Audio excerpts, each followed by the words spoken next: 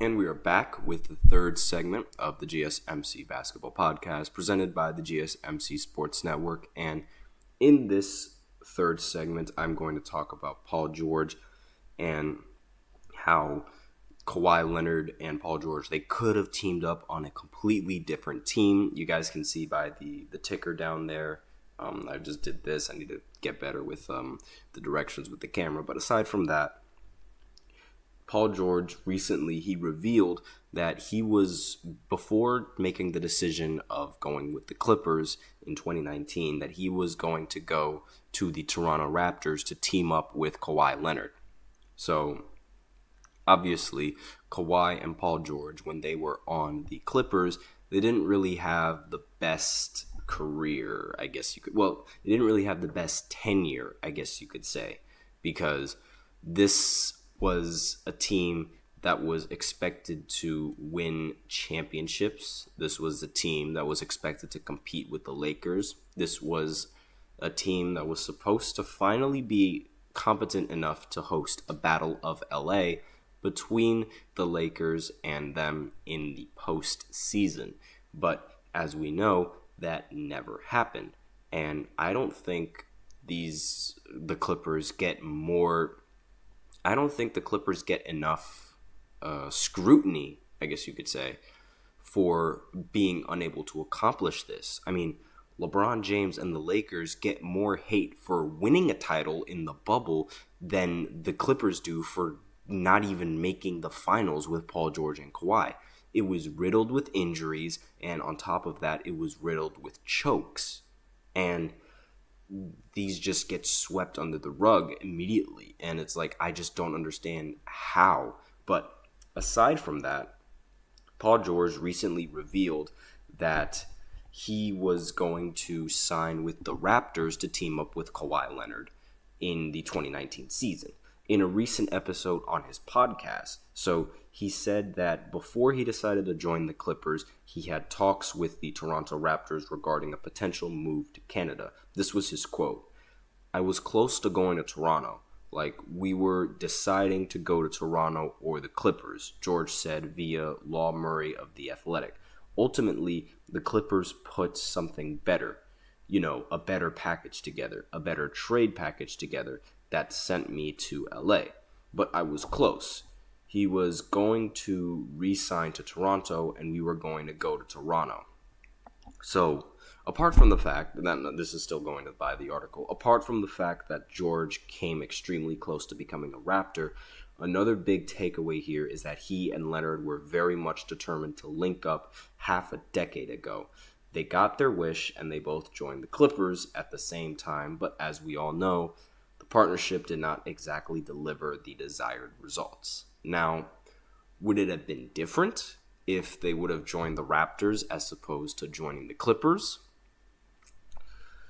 I'm not entirely sure. That's a little bit tough to say, really. I mean, the Raptors, they just came off of winning a title, and who knows what kind of pieces they would have had to give up in order to acquire Paul George to, make that move. It would be the same, it would have been similar, like roughly similar to the move that the Lakers did, where they gave up a majority of their championship team. They traded away a majority of their championship team for Russell Westbrook, sending, Kuzma and some of those other players over to Washington, and, also Alex Caruso to the Chicago Bulls, doing all of those things in order to acquire Russ, and that ultimately didn't pan out the way that they wanted it to.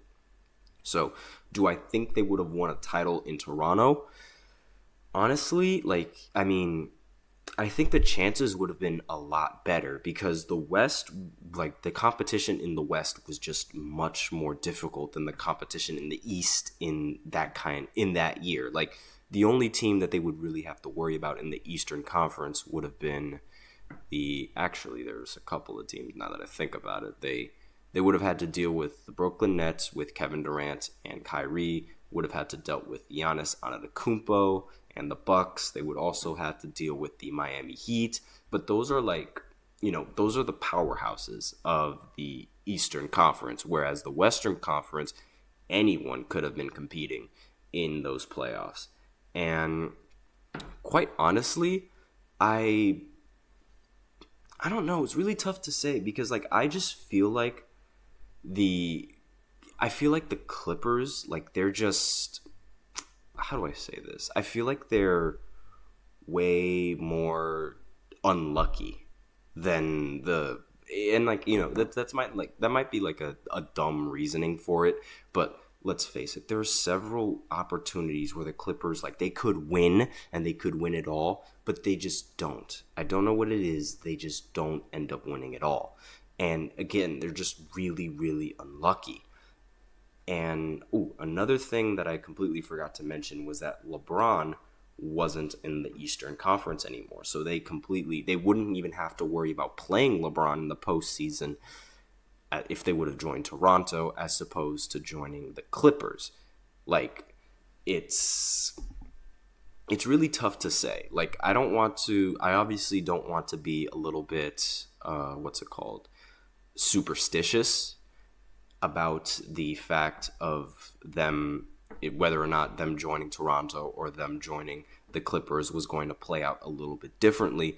But it's just the Clippers, they have a history of just losing in series when they should win. And like, they're just known as being the chokers. And with that sort of stipulation behind their heads, I honestly think it just hinders them in being able to compete. I don't know what it is, but it's like the way that they collapsed in 2020 in the bubble, I haven't even seen that. Like, in all the years that I've watched basketball, I have not seen, again, it's not really that many years, I have not seen a team collapse the way that the Clippers collapsed in that postseason. Like, because you have to remember, that postseason, every single game was the Clippers leading at the halftime. Like, there was not a single game in that postseason where no one thought that the Clippers were going to lose. Like, everyone thought that the Clippers were going to be able to beat the Nuggets, especially with the huge lead that they had. Like, it was never that the games were never close in the first half. Like, they just weren't. Like, it wasn't like, oh, the Denver Nuggets are absolutely dominating the Clippers in the first half. Like, it also wasn't that, like, you know, it's a really close scoring game in the first half. Like, no, that never happened. And in game 5, I believe they were up by 18 points before the half. Game 6, I believe they were up by 16. And then in game 7, with like 4 minutes left, they were up by 12.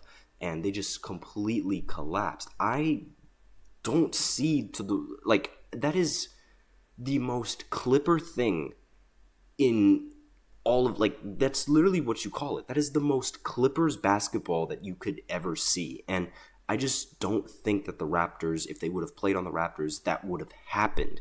And you also have to remember they had a completely different coach. I mean, Doc Rivers is not, you guys know, like, my opinions on Doc. I don't think he's a competent coach. And, like, it's just really difficult to judge on whether or not I think they would have won a championship. But I think they probably would have gone farther with the two of them on Toronto as opposed to the two of them being on the Clippers. So I just wanted to talk about that because that's a bit funny, like how they were supposed to go to Toronto. But with that, we are out of time for this third segment. So now I will go ahead and go into the fourth segment and talk about who I think should be Team USA's starting lineup for the Olympics. So I will be right back after this short break. Be sure to stay tuned.